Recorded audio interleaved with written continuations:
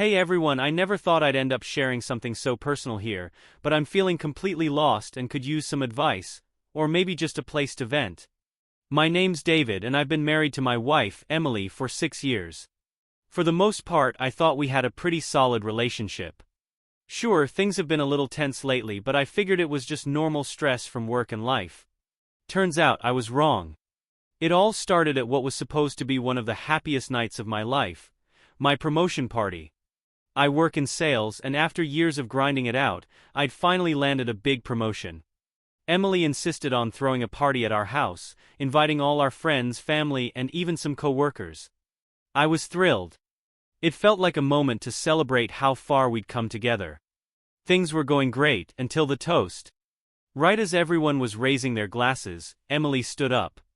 I thought she was about to say something sweet, but instead, she hit me with a joke. "To David," she said, holding her glass high. "The biggest loser I've ever met, but hey, even losers can get lucky once in a while." The room went silent. Some people nervously chuckled, thinking it was some kind of inside joke, but I froze. My wife, the person who was supposed to have my back, just humiliated me in front of everyone I cared about. I laughed it off in the moment because, well, what else could I do? But inside, I felt like I'd been punched in the gut. The rest of the party was a blur. I tried to focus on thanking people for coming, but Emily's words kept replaying in my head. After everyone left and it was just the two of us cleaning up, I asked her about it. "What was that about, Emily? Why would you say something like that?" She rolled her eyes like I was being dramatic. "Oh, come on, David. It was just a joke. Don't be so sensitive." I wanted to push further, but she shut it down, saying she was too tired to argue. So, I let it go for the moment. Later that night, as I lay in bed staring at the ceiling, my phone buzzed. It was a text from Emily.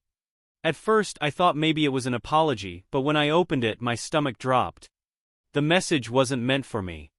"Can't wait to see you again. Tonight was unbearable, but at least I'll have you tomorrow." That was when I knew. I stared at the text for what felt like an eternity, my chest tightening with every second. My first thought was denial. Maybe this was a misunderstanding. Maybe it was meant for a friend, or it was just some inside joke I didn't get. But deep down I knew better. I didn't say anything right away. I wanted to scream, throw the phone, wake Emily up and demand answers, but I didn't. Instead, I sat there, scrolling up through her previous messages, hoping for some kind of explanation that would make this all go away. The problem? Emily always kept her phone locked, and she didn't let me snoop, not that I ever had a reason to before. This was the first time I'd seen a crack in her armor, and I wasn't about to let it slip by. I carefully screenshotted the message, sent it to my own email for safekeeping, and tried to act normal. The next morning, Emily was her usual self, acting like nothing had happened. She made coffee, hummed a song in the kitchen, and kissed me on the cheek before heading out the door. I watched her go, the pit in my stomach growing. That's when I decided I couldn't sit around and ignore it.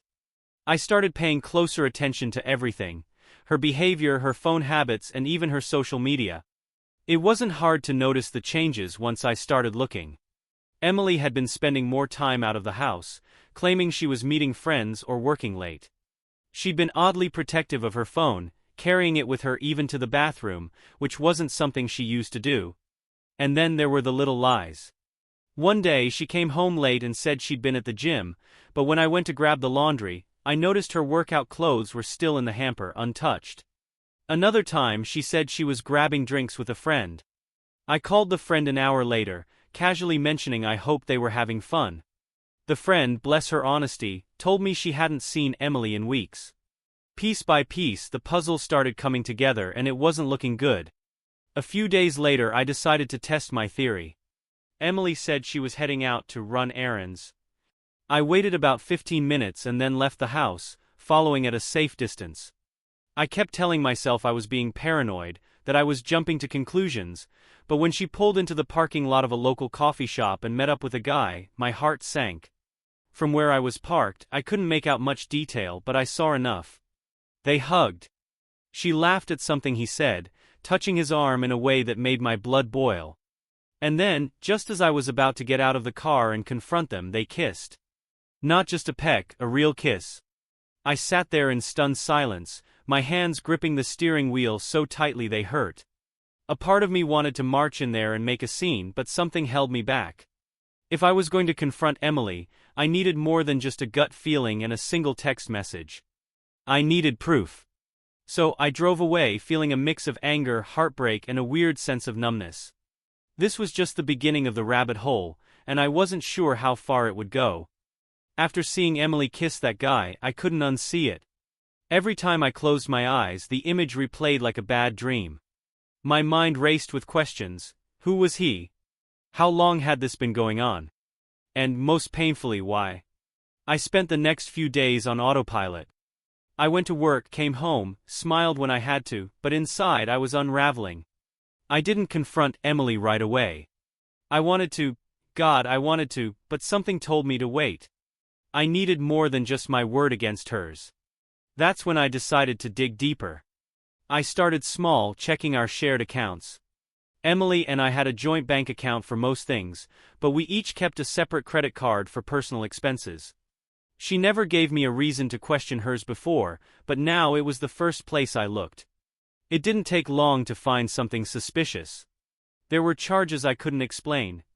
Dinners at nice restaurants, hotel stays, even a spa day.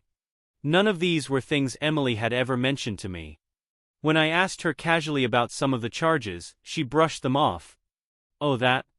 I went with Jenny, she said once, smiling like it was nothing. You know how we love to pamper ourselves sometimes.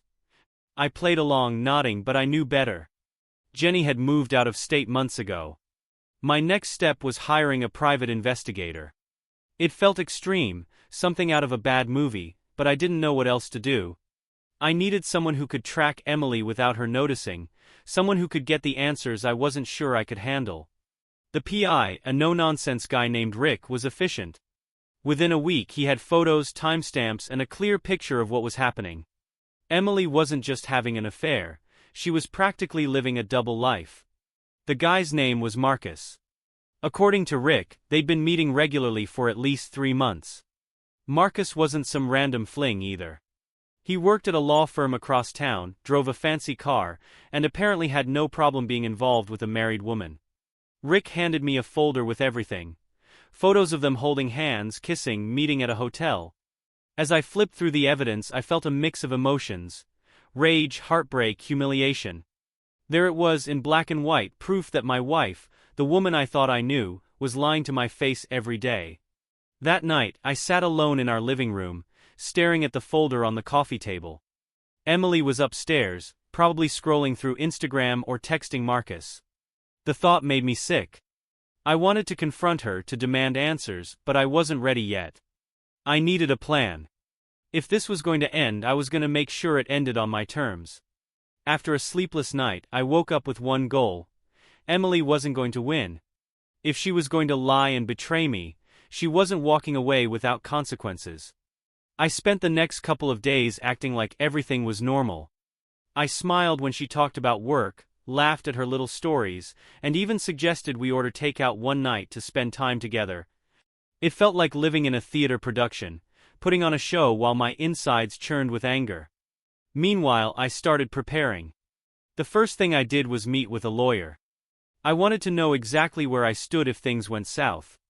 The lawyer, someone Rick recommended, was thorough. She went over everything. Our finances, the house, even the possibility of alimony. You're in a strong position, she said, glancing up from the documents I'd brought. Especially with the evidence you have. The photos alone are enough to prove infidelity. Hearing that gave me a small sense of control. For the first time since this nightmare began, I felt like I wasn't completely powerless. The next step was securing my finances. Emily and I shared a lot, bank accounts, the mortgage, even a few investments, but I had my own savings too. Quietly, I started transferring money out of our joint account into one under my name. Nothing drastic, just enough to ensure I wasn't left high and dry if she tried to pull something. I also started documenting everything. Every suspicious text she sent, every time she claimed to be working late, every unexplained charge on her card, it all went into a file. If this turned into a battle, I wanted to be prepared. But the hardest part? pretending I didn't know. Every time Emily looked at me, I wondered if she could tell something had changed. Did she notice the way my jaw clenched when her phone buzzed? Could she see the anger I was barely keeping in check? One night, as we sat on the couch watching TV, her phone lit up with a text. I glanced over just in time to see Marcus's name flash across the screen. She quickly tilted the phone away, typing a reply without missing a beat. "You good?" she asked, catching me staring. "Yeah," I said, forcing a smile. "Just tired." She bought it, or at least pretended to. By the time Rick sent me his final report, I was ready to make my move. The last piece of the puzzle was figuring out when and how to confront her. I wanted it to be public, not just to embarrass her the way she embarrassed me at my promotion party, but to ensure there were witnesses. That's when fate handed me the perfect opportunity. Emily was planning a small dinner party with a few close friends, people who'd known us for years. She wanted to catch up and show everyone how great things were going in our lives. Perfect, I thought. I spent the next few days meticulously preparing. I printed out copies of Rick's photos, highlighted key details in the financial records I'd gathered, and even rehearsed what I was going to say. This wasn't just about confronting Emily, it was about taking back control of my life. The night of the party arrived, and as guests started to trickle in, I felt a strange mix of calm and adrenaline. Emily greeted everyone with her usual charm, laughing and chatting like she didn't have a care in the world. I bided my time, waiting for the right moment. When dinner was served and everyone was seated, I cleared my throat and stood up. "I just want to thank everyone for coming tonight," I began, my voice steady despite the storm brewing inside me. "It means a lot to have friends like you." Emily smiled at me from across the table, completely unaware of what was coming. "But before we dig in, there's something I need to share." The room fell silent as I stood there, my heart pounding but my voice steady. Emily gave me a confused smile, clearly not expecting me to take center stage. "I've been thinking a lot about honesty lately," I started, scanning the faces of our friends. "About how important it is in a relationship. You know, trust, loyalty, the foundation of any marriage." Emily's smile faltered. Her eyes narrowed slightly, but she stayed quiet. I reached behind me to grab the folder I'd hidden earlier, the one with all the evidence. My fingers trembled as I set it on the table, but I didn't let it show. "Emily," I said, looking her dead in the eye. "There's something I need to ask you in front of everyone here." She blinked, her smile completely gone now. "What's this about, David? Are you cheating on me?" The question hung in the air like a bomb. Everyone froze, their forks halfway to their mouths, their expressions shifting from shock to discomfort. "What?" Emily stammered, laughing nervously. "David, what are you talking about?" I opened the folder and started laying out the photos. One by one, I slid them across the table for everyone to see. Emily sitting with Marcus at the coffee shop. Holding hands in the park. Entering a hotel together. The room buzzed with whispers as the photos made their way around. "I think these explain what I'm talking about," I said, my voice cold. Emily's face turned white as a sheet. She glanced at the photos, then back at me, her mouth opening and closing like a fish out of water. "David, this isn't what it looks like," she finally managed, her voice shaking. "Oh, really?" I shot back. "So you're not sneaking around with Marcus? You're not lying to me every time you say you're working late or running errands?" Her eyes darted around the table, searching for an ally, but no one spoke up. Even her closest friends looked stunned, unsure of what to say. "David, can we talk about this privately?" she hissed, her voice low but panicked. "No," I said firmly. "You didn't humiliate me privately when you called me a loser in front of everyone at my promotion party. So no, Emily, we're not doing this behind closed doors." The room was dead silent now, everyone's eyes glued to us. "Fine," she snapped, standing up and crossing her arms. "Yes, okay. I've been seeing someone else. But it's not what you think. I was unhappy, David. You've been so focused on work, so distant, what was I supposed to do?" I felt the anger bubbling up, but I kept my voice calm. "What you were supposed to do, Emily, was talk to me. Be honest. Instead, you decided to betray me and lie to my face for months." Tears started welling up in her eyes, but I didn't feel an ounce of sympathy. Not after everything I'd seen. "This marriage is over," I said, my voice steady but final. "I'll be filing for divorce, and trust me, Emily, I have enough proof to make sure you don't walk away with a dime more than you deserve." The room exploded into chaos. Friends tried to calm us down, but I wasn't interested in their input. I grabbed the folder, turned to leave, and paused only to say one last thing. "Oh, and one more thing, Emily. I hope Marcus was worth it." Walking out of that dinner party was the most surreal moment of my life. My hands were shaking, my chest was tight, and my mind was racing, but I felt something I hadn't felt in weeks: control. I drove aimlessly for a while, trying to process everything. Emily's face when I laid out the photos, the way she tried to blame me for her actions, it was all burned into my memory. Part of me was relieved to have finally confronted her, but another part felt crushed. This was the woman I thought I'd spend the rest of my life with, and now it was all over. When I finally got home, I noticed Emily hadn't come back yet. I wasn't surprised. She probably went to Marcus or one of her friends to spin the story in her favor. I didn't care. I had nothing left to say to her. I spent the next day meeting with my lawyer again, handing over all the evidence and finalizing the paperwork to file for divorce. My lawyer was impressed with how thorough I'd been. "With everything you've got, this should be pretty straightforward," she said. "It's clear-cut infidelity. She's going to have a hard time arguing her way out of this." That was music to my ears. By the time I got home, Emily's car was in the driveway. I braced myself, knowing she'd be waiting to talk. Sure enough, the moment I walked in, she was there, sitting on the couch, looking like she hadn't slept all night. "David," she started, her voice soft, almost pleading. "Can we please talk?" I didn't even sit down. "There's nothing to talk about, Emily. I know everything. It's done."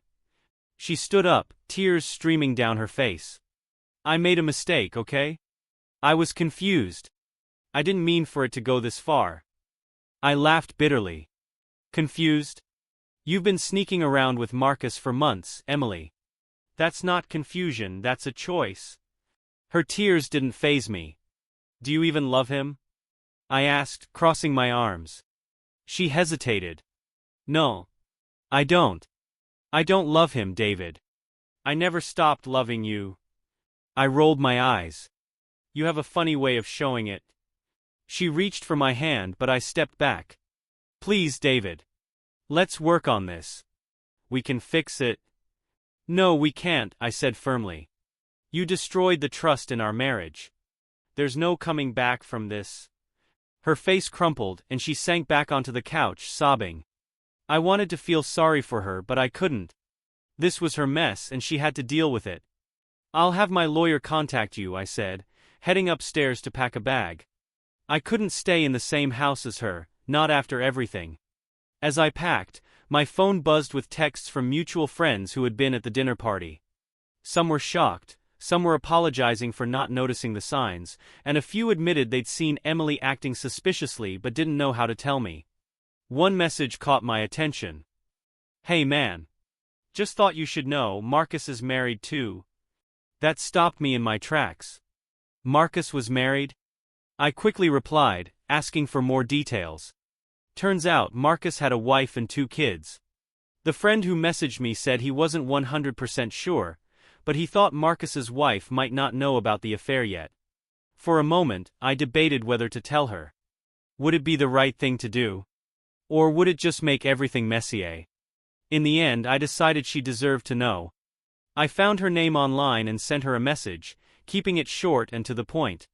"Hi, my name is David. I recently discovered my wife has been having an affair with your husband, Marcus. I thought you should know. If you'd like to talk or see the evidence, let me know." It didn't take long for her to reply. "Please call me." Marcus's wife, Rebecca, answered the phone on the first ring. Her voice was shaky but controlled. "You're sure about this?" she asked. "I am," I said. "I have photos, timestamps, everything. I'm sorry to bring this to you, but I thought you deserved to know." Rebecca was quiet for a moment, then sighed. "Thank you. I've had my suspicions for a while, but I didn't have proof. Can you send me what you have?" I agreed and emailed her the photos and details. She thanked me, her voice cracking, and hung up. That night, I couldn't help but wonder how Marcus would handle this. Would his perfect little life come crashing down like mine had? The answer came the next morning when Emily stormed into the house, furious. "Did you call Marcus's wife?" she demanded. "Yes," I said calmly. She deserved to know the truth. Emily threw her hands in the air. "Do you have any idea what you've done? His life is ruined." I stared at her, incredulous. "His life? You're worried about his life. What about mine, Emily? What about the life you destroyed?" She opened her mouth to argue but had nothing to say. For once she was speechless. 2 days later I heard from Rebecca again. She thanked me for sending the evidence and told me she'd confronted Marcus. He denied it at first, she said over the phone. But when I showed him the photos, he couldn't lie anymore. Apparently, Marcus admitted everything. Rebecca kicked him out of the house that same night and was already talking to a lawyer. Meanwhile, Emily was unraveling. She'd been texting and calling non-stop, begging me to talk. I ignored her. The more I thought about everything, the more I realized I was done playing nice. A mutual friend reached out to tell me Marcus had been put on leave at his firm. Word of the affair had somehow spread there too. Whether it was Rebecca or someone else, I didn't care.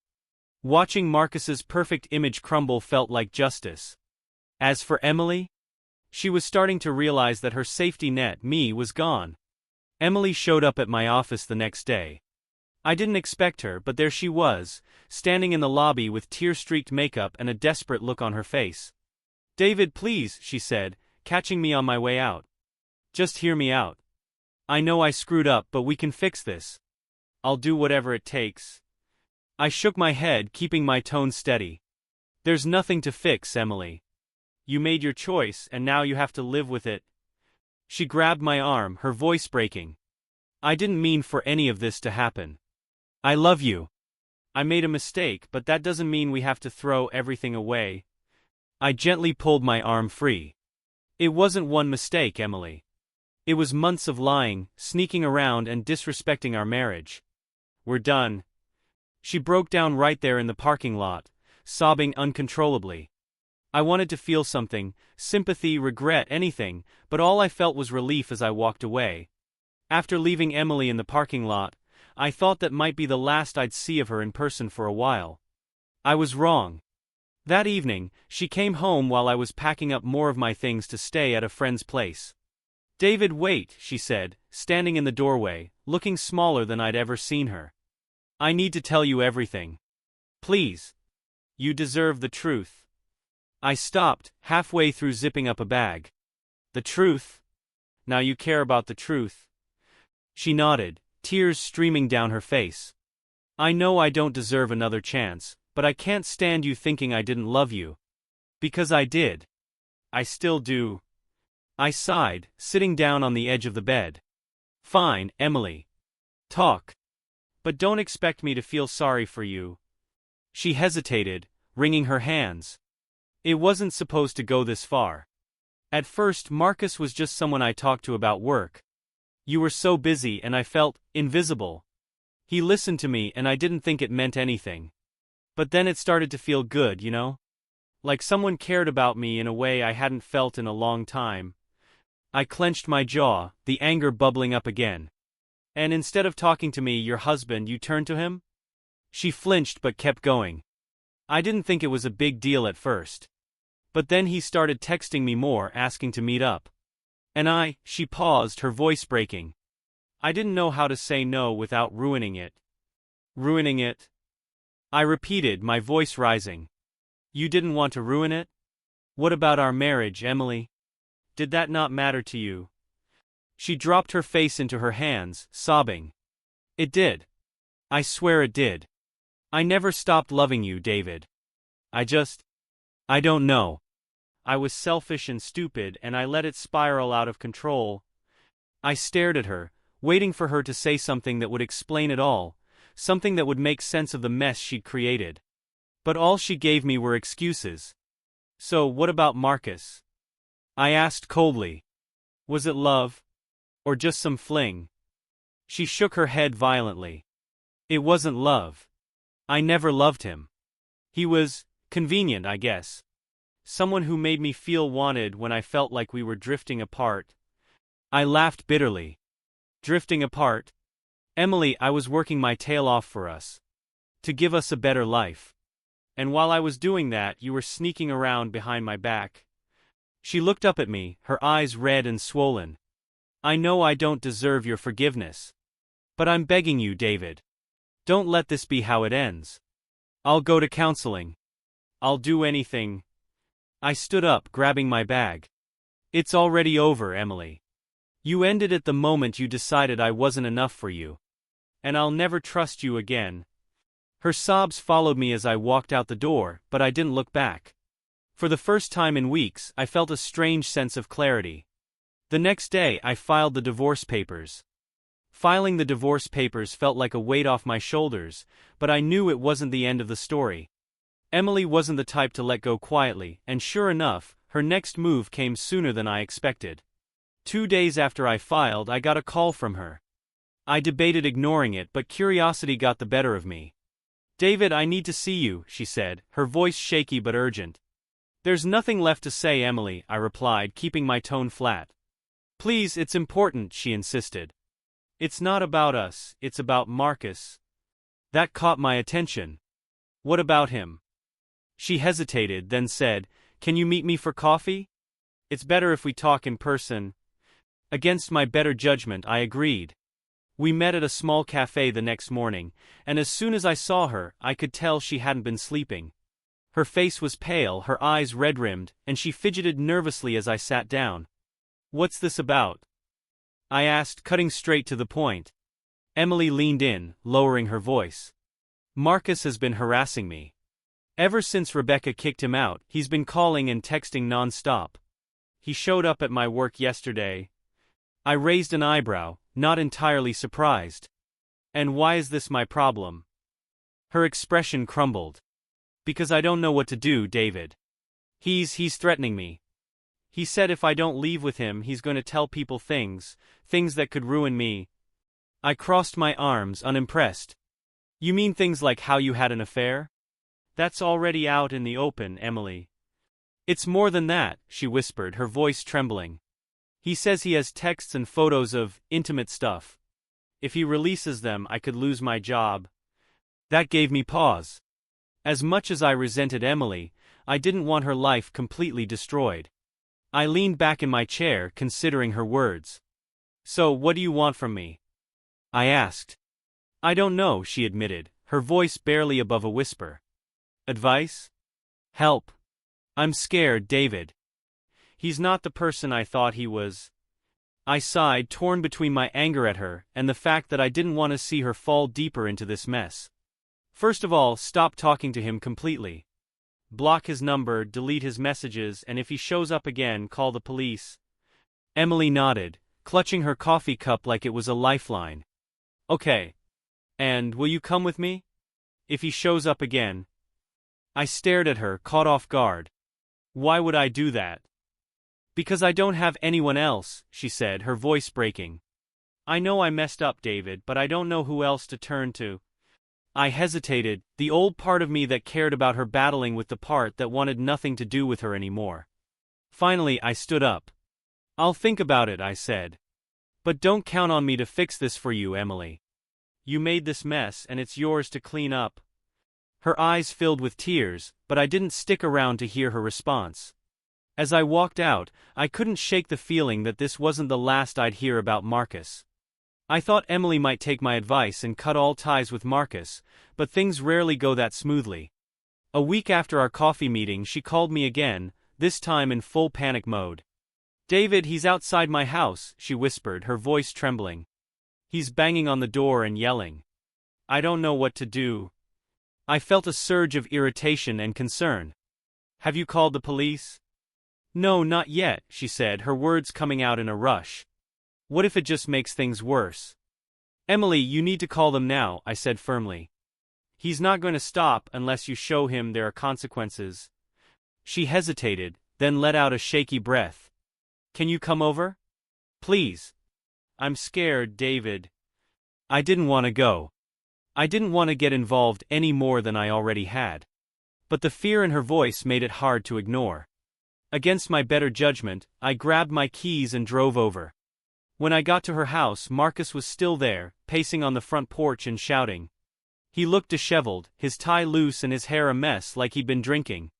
"You're going to regret this, Emily," he yelled, pounding on the door. "You think you can just throw me away?" I parked a few houses down and called the police before stepping out of the car. As I walked up, Marcus noticed me and froze. "Oh, look who it is," he sneered, his voice dripping with venom. "The husband. Here to play the hero." I kept my distance, staying calm. "Marcus, you need to leave. The police are on their way." His expression shifted, a flicker of panic crossing his face. "You called the cops?" "Yes, I did," I said evenly. "And if you don't want things to get worse, I suggest you leave now." For a moment it looked like he might charge at me, but then he stepped back, his hands raised mockingly. "Fine. I'm leaving. But this isn't over." He stumbled off the porch and into his car, peeling out of the driveway just as the sound of sirens approached. Emily opened the door the moment he was gone, her face pale and her hands shaking. "Thank you," she said, barely above a whisper. I nodded, keeping my distance. "You need to file a restraining order, Emily. This isn't going to stop until you take real action." She nodded quickly, her eyes darting toward the street like she expected him to come back. "I will. I promise." The police arrived a minute later, and I stuck around just long enough to give my statement. As I left, I couldn't shake the feeling that Marcus wasn't done causing trouble, not for Emily and maybe not for me either. I thought Marcus's porch tantrum might be the peak of his desperation, but I underestimated how far he was willing to go. 2 days after the police showed up, I was heading home from work when I noticed a car following me. At first I didn't think much of it. It was rush hour and plenty of cars were on the road. But every turn I made, the car stayed behind me. Left, right, even a detour through a side street, I couldn't shake it. My pulse quickened as I pulled into my neighborhood. The car didn't back off, and when I parked in my driveway it stopped a few houses down. The driver just sat there, engine running. I stepped out of my car, pretending not to notice, but my heart was racing. I managed to glance at the car through the corner of my eye. It was Marcus. I walked inside and locked the door behind me, grabbing my phone to call the police. Before I could dial, I heard a loud knock at the front door. "David." Marcus's voice boomed from outside. "We need to talk." I stayed where I was, trying to think. Should I answer the door or wait for the cops? The knocking grew louder, more frantic. "I know you're in there. Open the door." I took a deep breath and walked to the door, keeping the chain lock on as I cracked it open. "What do you want, Marcus?" I said, keeping my voice firm. He looked wild, his eyes bloodshot, his shirt wrinkled and his fists clenched. "You think you can just ruin my life and walk away?" He spat. "You ruined your own life," I said calmly. "And you need to leave before this gets worse for you." He laughed bitterly. "Worse? My wife kicked me out, I lost my job, and Emily won't even talk to me. I've got nothing left, thanks to you." I kept my grip on the door tight. "That's not my problem, Marcus. You made your choices. You think you're so much better than me?" He snapped, leaning closer. "You think Emily didn't complain about you? About how cold and distant you were?" My stomach turned, but I didn't take the bait. "You're not going to guilt me, Marcus. Now get off my property before I call the police." His face twisted with rage, and for a second I thought he might try to force his way in. But then he stepped back, hands raised mockingly. "Fine. But this isn't over, David. Not by a long shot." I watched him get in his car and speed off, my heart pounding in my chest. I called the police immediately, reporting the incident and making it clear I felt threatened. When the officer arrived, I explained everything and they suggested filing for a restraining order. "It's clear he's unstable," the officer said.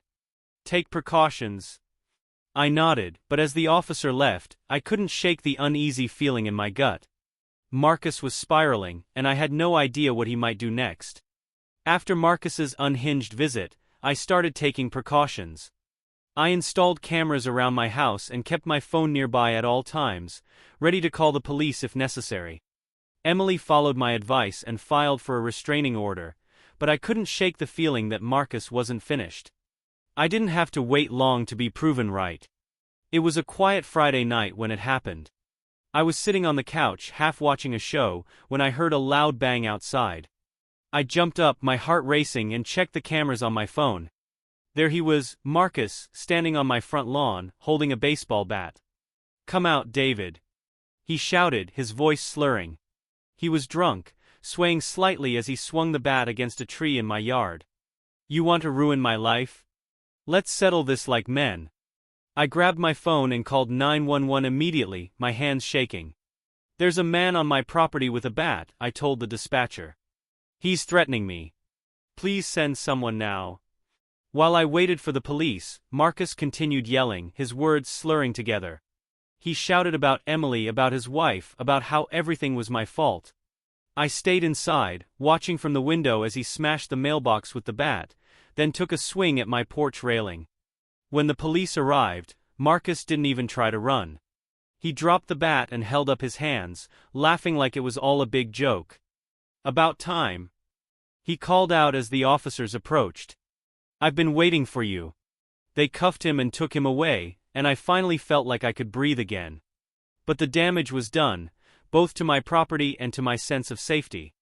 The next morning I got a call from Rebecca, Marcus's wife. "I heard what happened," she said, her voice filled with exhaustion. "I'm so sorry he's still dragging you into this. I'm filing for full custody of the kids and making sure he gets help." "Good," I said, relieved to hear she was taking action. Emily also called later that day, apologizing profusely for ever bringing Marcus into our lives. "I'm so sorry, David," she said, her voice trembling. "This is all my fault." "It is," I said bluntly. "But it's over now. I hope you've learned something from this." She didn't respond, and for the first time I felt like she truly had nothing left to say. In the days following Marcus's arrest, life started to feel like it was settling down. He was charged with trespassing and property damage, and Rebecca told me he'd agreed to enter rehab as part of his plea deal. She seemed relieved, though exhausted. Emily, on the other hand, was a shell of the confident person I used to know. She texted me once more after the incident, asking if we could meet one last time to talk things through. Against my better judgment, I agreed. We met at a park where we used to walk together. She looked tired, her hair pulled into a loose ponytail, wearing a hoodie that swallowed her frame. For a moment I felt a pang of sympathy, but I reminded myself that she had made her choices. "Thanks for meeting me," she said, sitting down on a bench. I stayed standing. "What do you want, Emily?" She sighed, staring down at her hands. "I wanted to say I'm sorry. For everything. I know I've ruined your life and I hate myself for it." I didn't respond, letting her fill the silence. "I've been seeing a therapist," she continued. "Trying to figure out why I made the choices I did. I know that doesn't fix anything, but I'm working on it." "That's good," I said, my tone neutral. She looked up at me, her eyes glassy. "I know you'll never forgive me and I don't blame you. But I hope one day you'll remember the good parts of us. The times when we were happy." I hesitated, feeling the weight of her words. "Emily, I'll always remember the good times. But I'll also remember how you betrayed me. That's not something I can forget or forgive." She nodded, a single tear slipping down her cheek. "I understand." We sat there in silence for a moment before I stood up. "I hope you find what you're looking for, Emily. But it won't be with me." As I walked away, I felt a strange sense of closure. The anger, the heartbreak, the confusion, it was still there, but it felt quieter now. Like I could finally start moving forward. It's been 6 months since everything happened. The divorce is finalized, the house is sold, and I've started fresh in a new apartment. I've been focusing on myself, rebuilding my life one step at a time. Emily reached out a few weeks ago to let me know she's moving out of state to be closer to her family. I wished her well and blocked her number for good. As for Marcus, I haven't heard a word about him since he left rehab. And honestly, I hope it stays that way.